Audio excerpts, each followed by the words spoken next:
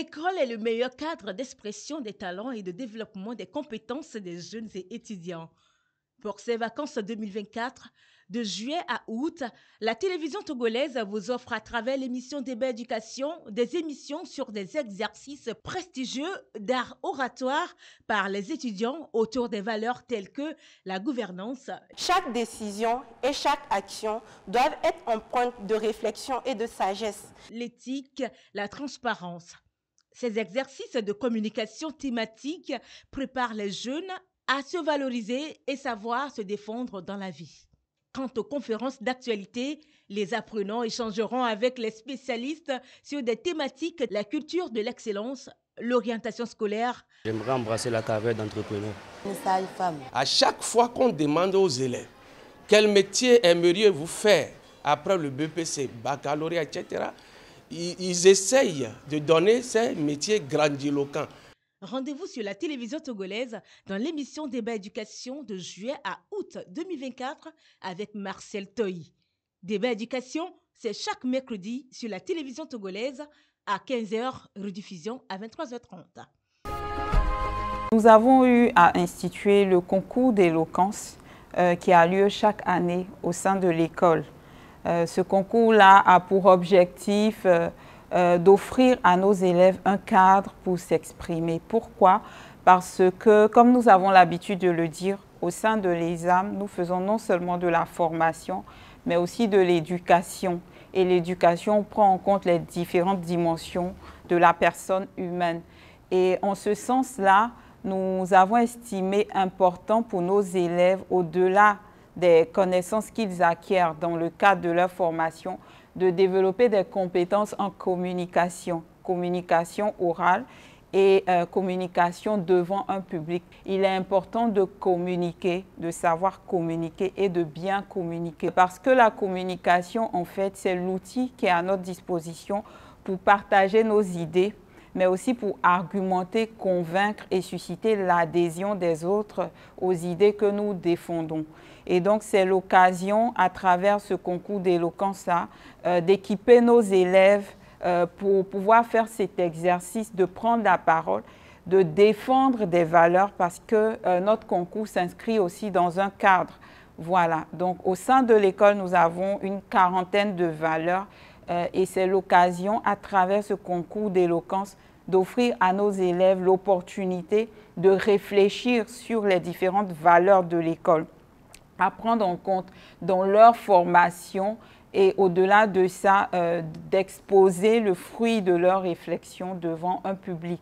Et donc, parmi ces valeurs, nous avons notamment la transparence, l'équité, l'intégrité et d'autres valeurs encore. Parce que ces valeurs-là sont importantes et recherchées au sein des entreprises. Aujourd'hui, les entreprises bâtissent leur performance sur le capital confiance. Et pour pouvoir susciter la confiance, il est important d'avoir des personnes qui ont des valeurs, qui sont capables non seulement de diffuser ces valeurs-là, mais d'être aussi des personnes qui sont capables de démontrer ces valeurs à travers leur façon de se comporter, leur caractère et aussi leurs décisions.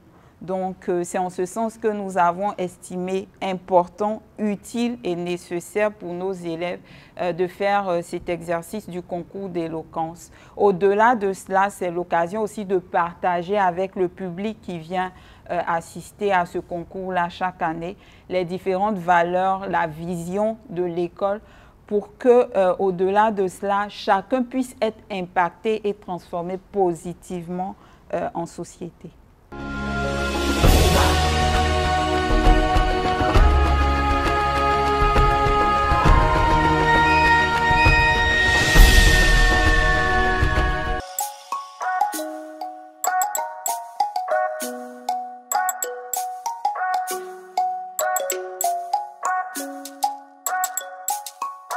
Elle se nomme Marie-Thérèse Padam. Elle est élève en 3e année du diplôme de gestion et de comptabilité à l'École supérieure d'audit and management. Ce soir, elle se prête à cet exercice fastidieux qui est de parler parler, pas seulement parler en l'air, mais parler d'un thème très pertinent et vraiment un thème d'actualité, la transparence. La transparence qui est l'un des grands thèmes qui a été abordé lors du concours d'éloquence de l'ESAM, qui fait partie des 40 valeurs de notre établissement. 40 valeurs qui nous sont chères, 40 piliers sur lesquels la formation des étudiants de l'École supérieure d'audit et de management se fonde.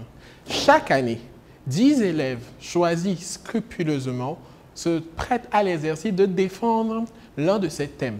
Et à la fin, on choisit le meilleur. Dans quelques minutes, vous allez découvrir mademoiselle Madame Marie-Thérèse nous présenter son thème de cette année, la transparence. Nous allons écouter ensemble quelle est sa vision de la transparence. Qu'est-ce que la transparence lui dit? Qu'est-ce qu'elle a appris de cette expérience de préparer un test sur la transparence? Et qu'est-ce que vous et moi, nous pouvons apprendre de la transparence? Après sa présentation, nous aurons l'occasion d'écouter des interventions des uns et des autres qui sont ici sur ce plateau, des questions des camarades, histoire de permettre à vous et moi de mieux comprendre la thématique de la transparence. Peut-être vous n'êtes pas transparent, moi non plus, je ne le suis pas, mais à la fin de cette émission, je vous assure, mademoiselle Marie-Thérèse a la clé, elle a la formule pour faire de nous des personnes, des hommes et des femmes transparents. À tous et sans exception, il leur a manqué la transparence. À tous ceux qui ont essayé de la sauver, transparence est ce qui leur a manqué. Ils ont tous essayé de la sauver, cette chère RDC. Ils ont essayé de la libérer, de l'aider, mais transparence, il leur a manqué. Ce soir, je vous parle de transparence, une valeur des plus importantes dans notre société.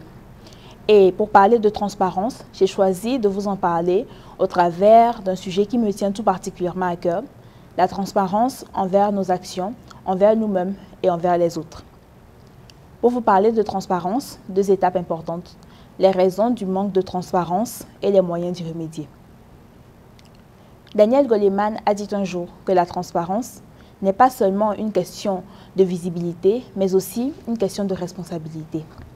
Malheureusement, et à notre grande dame, nous vivons dans une société où la transparence est théorique, invisible, rhétorique. Nous vivons dans une société où les autorités parlent de transparence sans eux-mêmes appliquer cette transparence. Ils se cachent derrière leur pouvoir, abusent de leur autorité pour faire du mal.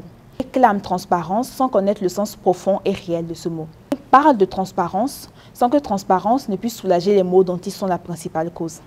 Alors, messieurs, dames, certes, j'ai dit que les autorités parlaient de transparence sans en connaître le sens réel et profond, mais ne faisons-nous pas de même? Nous parlons chaque jour de transparence, nous disons chaque jour être transparent, mais disons-nous réellement la vérité? Parce que oui, nous blâmons les autorités, nous disons qu'ils mettent un voile sur le miroir de leurs actions, mais nous faisons la même chose chaque jour. Chaque jour, nous commettons 1001 actions différentes et pourtant, à la fin de la journée, nous clamons avoir été transparents. Alors, messieurs, dames, permettez-moi de vous poser une seule question. Comment oser espérer demander transparence? Comment oser espérer voir transparence fleurir dans notre société quand nous ne sommes pas transparents nous-mêmes? Alors, la réponse à cette question, le premier pas est des plus évidents. Les autorités qui réclament de nous, qui attendent de nous transparence, devront elles-mêmes commencer par être transparentes avec elles-mêmes, avec nous. Enfin, j'ai dit que les autorités devraient être transparentes. Mais je ne dis pas que la transparence commence par le haut. On ne demande pas à un président de la République d'être transparent alors qu'il est déjà au pouvoir. La transparence, elle commence par le bas. Elle commence par un cultivateur dans son champ, un commerçant dans sa boutique, un comptable dans son bureau, un enseignant devant ses élèves ou pourquoi pas moi devant vous. La transparence, elle commence avec toi, toi qui me regardes, toi qui chaque matin mets un voile sur le miroir de tes actions, toi qui refuses d'être transparent avec toi-même. La transparence, elle commence avec chacun de nous. Elle commence avec nous, nous qui réclamons justice, nous qui voulons d'un avenir où transparence et responsabilité seront les piliers de notre société, nous qui voulons d'un monde plus juste, plus intègre, plus droit pour les générations qui seront là dans 30 ou 40 ans. Nous qui réclamons justice pour toutes les victimes de la RDC dont on entend si peu parler, nous qui réclamons justice pour toutes ces victimes de 1001 pays différents dont on n'entend pas l'histoire. La transparence, elle commence avec chaque petite action du quotidien. Elle commence avec chaque petite discussion honnête que nous avons avec nous-mêmes, avec les autres. La transparence, elle commence par un unique serment. Elle commence par le serment de se promettre à soi-même, d'être honnête, de toujours dire la vérité, d'agir avec intégrité et d'encourager les autres à faire le même. Alors oui, ici et maintenant, nous parlons de transparence, certes, mais nous nous engageons surtout et par-dessus tout à construire un monde plus juste, à construire un monde plus intègre, plus droit pour nos enfants. Nous parlons de transparence, mais nous nous engageons surtout à vouloir que les paroles de cette Afrique dont on parle si peu soient enfin entendues à travers le monde. Merci.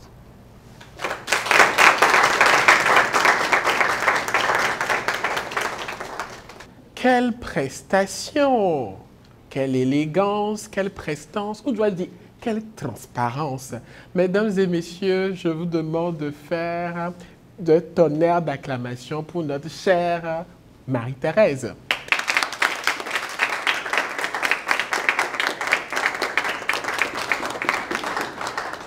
Je pense que vous avez écouté avec beaucoup d'attention les propos de notre chère Marie-Thérèse. Maintenant, vous avez l'opportunité de poser vos questions, questions auxquelles elle a le devoir de répondre. En toute transparence, doit-on dire. Après avoir suivi ta prestation, j'aimerais savoir quels sont les défis que peuvent rencontrer les jeunes en voulant promouvoir la transparence dans leurs groupes sociaux et dans leur cercle d'amis. Merci pour ta prestation. En ce qui me concerne, je voudrais savoir comment mesurer l'impact de la transparence sur la confiance du public envers les responsables, les individus et les institutions. Merci pour ta prestation très inspirante. Ma question pour toi, avez-vous déjà observé des exemples inspirants de jeunes leaders qui réussissent à promouvoir la transparence et la responsabilité dans leur environnement? Si oui, que pouvez-vous en dire? Ma question pour vous est la suivante. Est-il possible de maintenir la transparence dans les situations où il y a des pressions pour la dissimulation ou la manipulation de l'information? Je tiens à te dire merci pour ta prestation captivante. À mon humble avis, qui parle de transparence parle d'éthique. Ma question est alors de savoir comment pouvons-nous nous assurer que nos propres actions sont transparentes et éthiques dans nos interactions quotidiennes avec les autres. J'ai été assez attentive à votre présentation. À l'issue de celle-ci, je voudrais savoir comment pouvons-nous encourager les institutions, les personnes et les organisations à être plus transparents envers les jeunes et les communautés qu'ils servent. Dans votre présentation, vous avez eu à dire qu'avant de réclamer transparence, nous devons nous-mêmes être transparents. Ma question est la suivante. En tant que jeunes, comment pouvons-nous promouvoir la transparence dans nos écoles et dans nos communautés? Et quels conseils donneriez-vous à la jeunesse pour promouvoir la transparence dans leur vie professionnelle et dans leur communauté? Ma question est de savoir si la transparence peut contribuer à la résolution des conflits ou tensions sociales. Si oui, comment? Après avoir suivi votre prestation, ma question est celle-ci. Quel rôle les nouvelles technologies et les médias peuvent-ils jouer dans la promotion de la transparence et de la responsabilité dans notre société? Ma question est de savoir, pour vous, en quoi consiste la transparence? Après avoir suivi ta prestation, il y a une question qui me porte particulièrement à cœur, et c'est de savoir quelles sont les principales barrières à la transparence dans la société moderne. Il y a une petite question qui me titille un peu l'esprit. D'après vous, quels sont les défis spécifiques à remonter lors de la promotion de la transparence dans les contextes sociaux un peu complexes? J'aimerais savoir, selon vous, quel est l'intérêt de la transparence en tant que valeur? Vous avez évoqué des points très importants dans votre présentation. Toutefois, j'aimerais savoir quels sont les conseils que vous donneriez à des jeunes qui souhaitent devenir des défenseurs de la transparence et de l'intégrité dans leur vie professionnelle future. Mais aussi, comment vous pensez envisager de promouvoir la transparence dans une vie future? J'ai une préoccupation qui me vient à cœur. Est-il possible de créer des espaces où les jeunes peuvent exprimer leurs préoccupations concernant le manque de transparence et être entendus par les décideurs? Et quelles sont les ressources et organisations que vous recommandiez aux jeunes qui cherchent à en savoir plus sur la promotion de la transparence et de la responsabilité? Avec nos interventions, à vous et moi, sur ce plateau. Donc nous allons maintenant écouter Mademoiselle Transparence, ou dois-je dire Mademoiselle Padam Transparence. Déjà, je vous remercie tous et chacun pour l'attention que vous avez portée à ma prestation et pour vos questions. Alors, permettez-moi d'éclaircir vos zones d'ombre par rapport à ma prestation. Bien. La première question. Pour vous, en quoi consiste la transparence? Pour moi, la transparence est tout d'abord un principe qui se base sur le fait d'être honnête avec les autres et par-dessus tout, d'être honnête avec soi-même. Mais la transparence ne se limite pas à l'honnêteté avec soi-même et avec autrui. La transparence, c'est aussi fournir des informations complètes, claires, accessibles et précises sur le fonctionnement d'une organisation ou d'une institution, afin d'éviter toute circulation d'informations erronées et donc tout début de conflit. La question 2. Quel est l'intérêt de la transparence en tant que valeur? Pour moi, tout d'abord, la transparence est l'une des valeurs les plus importantes de notre société. Mais d'abord, la transparence est essentiellement une valeur dans le fait qu'elle favorise la confiance, la responsabilité et la participation. Lorsque des individus et les institutions sont transparentes, ça favorise essentiellement une bonne communication et une plus ample et une plus facile résolution des problèmes. Ensuite, la transparence permet aux autres de comprendre et d'évaluer leurs actions et leurs décisions, d'où le principe d'être honnête avec soi-même et avec les autres. Enfin, la transparence permet de renforcer la confiance et à encourager la participation plus active des autres. À la question 3. Quelles sont selon vous les principales barrières à la transparence dans la société moderne? Je réponds qu'il y a 3 principales barrières. La première, la peur des critiques ou des conséquences négatives. Dans notre société et surtout dans de nombreux cas, les individus et les organisations peuvent hésiter à divulguer certaines informations par peur de représailles. Et cette peur est particulièrement forte dans les environnements où la culture de la transparence n'est pas assez établie ou dans les environnements où les mécanismes de responsabilité sont peu fiables et où les conséquences de potentielle divulgation d'informations sont assez graves.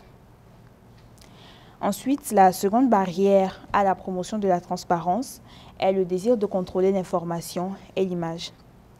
Les individus et les institutions peuvent résister à la transparence par peur de nuire à leur réputation, dans la plupart des cas, excusez-moi.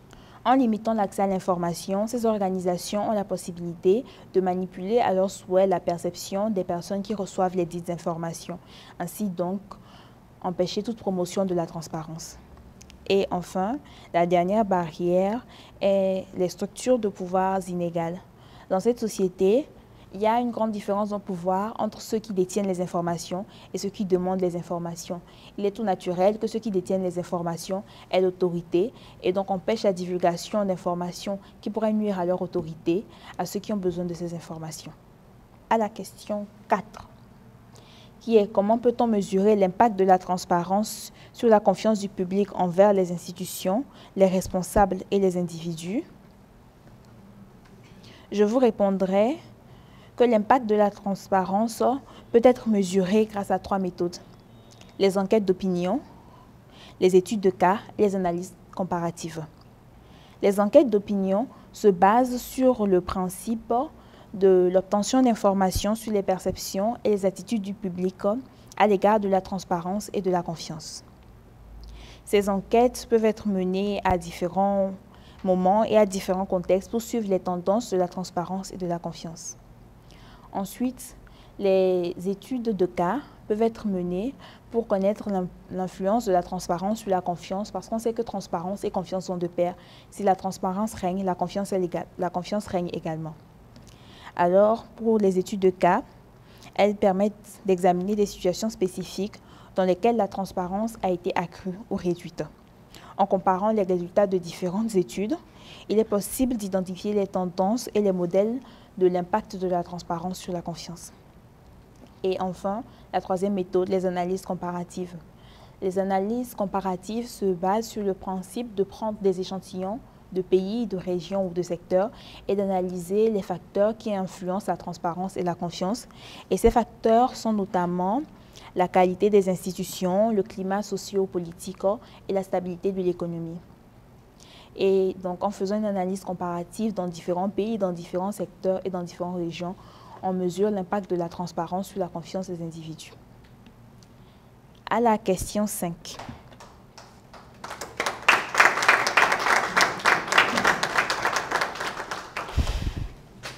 À la question 5. Quels sont les défis spécifiques à surmonter lors de la promotion de la transparence? Je répondrai qu'il y a 3 défis principaux. Le premier, les normes culturelles et sociales. On ne va pas se le cacher, dans certains pays, la transparence est considérée comme une atteinte à la vie privée d'autrui, une atteinte à leur honneur. Donc, dans certaines régions du monde, la transparence est à bannir. Ensuite, toujours dans les limites des normes culturelles et sociales, il faut savoir que certaines personnes fuient la transparence par peur de représailles. Certaines personnes évitent de faire preuve d'une transparence nécessaire par peur des conséquences qu'il pourrait y avoir. Ensuite, la seconde barrière est les défis logistiques. Et quand je parle de défis logistiques, je parle de la collecte des informations qui seront divulguées. Dans certaines régions, et je parle essentiellement des zones rurales et des zones touchées par les catastrophes, il est particulièrement difficile d'obtenir des informations et ça l'est encore plus d'obtenir des informations vraies et certifiées. Alors, pour résoudre ce problème, faudrait-il déjà commencer par trouver un moyen d'acquérir les bonnes informations, peut-être en commençant par éviter, même si ce n'est pas l'idéal, les zones rurales, parce que dans ces régions-là, les informations ne sont pas toujours claires. Et enfin, la troisième barrière est les conflits d'intérêts. Et quand je dis conflit d'intérêts, je prends l'exemple de 2 entreprises qui travaillent dans le même domaine et qui pourtant sont rivales.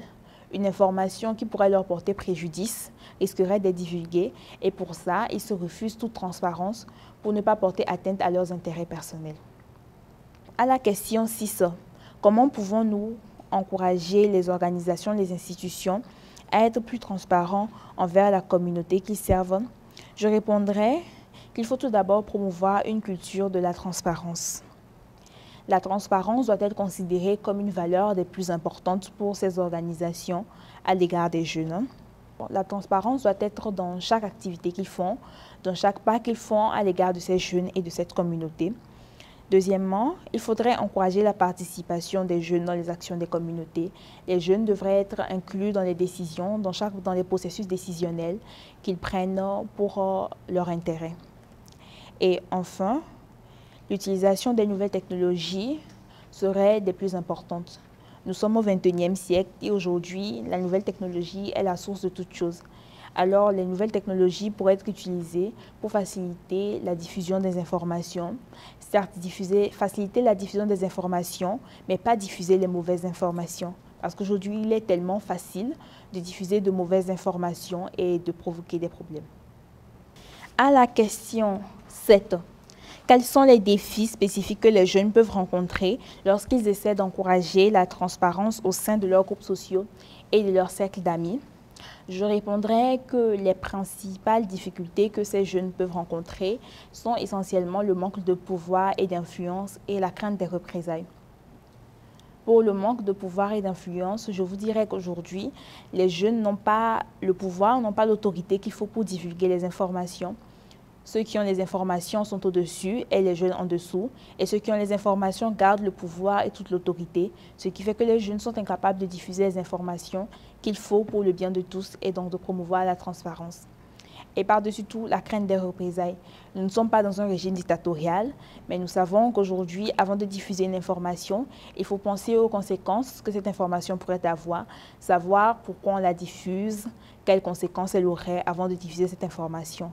Alors oui, les jeunes ont par-dessus tout la crainte des représailles lorsqu'ils pensent à promouvoir la transparence. À la question 8. Avez-vous observé des exemples inspirants de jeunes leaders qui réussissent à promouvoir la transparence et la responsabilité dans leur environnement? Et que pouvez-vous en dire? Je vous donnerai un exemple, l'exemple d'une jeune que j'admire tout particulièrement. Et je suis sûre que vous la connaissez tous. Je vous donnerai l'exemple de Greta Thunberg, qui même si on n'entend plus beaucoup parler d'elle aujourd'hui, a fait des exploits en allant au Parlement de l'ONU et en défendant la cause climatique. Et ce que je peux en dire de son exemple, elle est très déterminée et a une persévérance à toute épreuve. Et par-dessus tout, elle est très intègre et très honnête, valeur que nous devrions sans doute tous cultiver. Et certes, j'en dis de bonnes choses, mais je dis aussi qu'il se trouve qu'elle est trop radicale dans ses paroles et peut-être trop extrémiste dans ses paroles, côté qu'il faudrait éviter d'avoir dans nos actions pour promouvoir la transparence.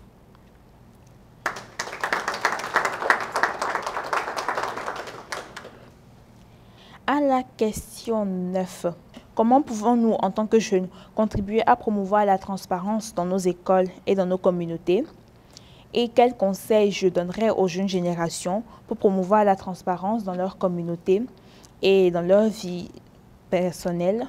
Je répondrai qu'en tant que jeunes, nous pouvons contribuer à promouvoir la transparence dans nos écoles et dans nos communautés en commençant par demander des comptes aux responsables. Et quand je dis demander des comptes aux responsables, je ne dis pas d'aller nous arrêter devant nos dirigeants et d'exiger des réponses, mais je dis d'utiliser les méthodes adéquates pour le faire. Et quand je parle de méthodes adéquates, je parle de ces sites sur lesquels vous pouvez trouver les rapports des comptes, savoir comment l'argent public est géré. Ensuite, nous pouvons participer aux initiatives de transparence, être un peu plus responsables, partager des informations de manière judicieuse, savoir quelle information est vraie, quelle information est fausse, donc avoir l'esprit critique. Et par-dessus tout, pour participer à la promotion de la transparence dans nos écoles et dans nos communautés, faudrait-il déjà que nous commencions nous-mêmes par être transparents, à faire preuve de transparence, à agir avec éthique et avec intégrité. À la question 10, qui est: pensez-vous que la transparence peut contribuer à la résolution des conflits et des tensions sociales? Si oui, comment? Je répondrai que oui, la transparence peut contribuer à la résolution des conflits d'intérêts sociaux. Parce qu'aujourd'hui, qui dit transparence, dit communication. Et la résolution de conflits passe d'abord et avant tout par une bonne communication. Une communication honnête, sincère. Et quand je dis une communication honnête et sincère, je prends l'exemple de deux pays qui seraient en conflit et que la communication et une bonne distribution des informations aideraient à résoudre. Alors oui, pour que transparence puisse résoudre les conflits de nature sociale, il faudrait qu'il y ait une bonne communication et une bonne distribution des informations. À la question 11, quel rôle les nouvelles technologies et les médias sociaux peuvent-ils jouer dans la promotion de la transparence? Je vous répondrai qu'ils jouent un rôle des plus importants. Parce qu'aujourd'hui, les médias sociaux facilitent l'accès à l'information, facilitent le partage d'informations. Aujourd'hui, il n'y a plus un attentat, un accident ou même un événement de plus grande ampleur qui se passe sans que nous ne soyons au courant. Tous les médias sociaux en parlent, Instagram, passant par WhatsApp et par TikTok, on en entend parler partout. Alors oui, les médias sociaux favorisent grandement la promotion à la transparence quand aucune information ne peut plus être cachée aux yeux du monde. Et enfin, les médias sociaux participent également à la promotion de la transparence en encourageant la participation et la collaboration et en fournissant des plateformes permettant aux uns et aux autres de partager les informations. Au premier volet de la question 12, est-il possible de maintenir la transparence dans des situations où il y a des pressions pour la dissimulation et la manipulation de l'information? Oui. Il est possible de maintenir la transparence dans ce genre de contexte, même si, je ne vous le cache pas, cela s'avère particulièrement difficile.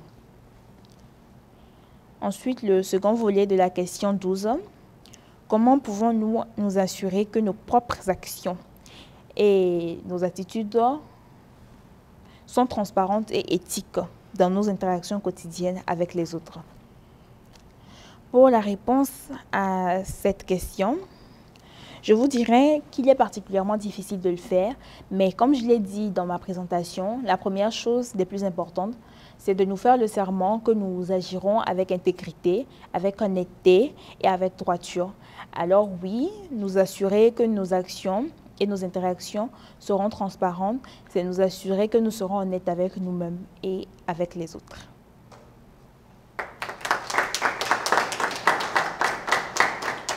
Pour la question 13, quel conseil je donnerais aux jeunes qui souhaitent devenir des défenseurs de la transparence et de l'intégrité dans leur vie professionnelle future? Je vous dirais le premier conseil le plus évident, n'ayez pas peur. C'est vrai qu'aujourd'hui, pour promouvoir la transparence, il faut penser aux conséquences et aux représailles.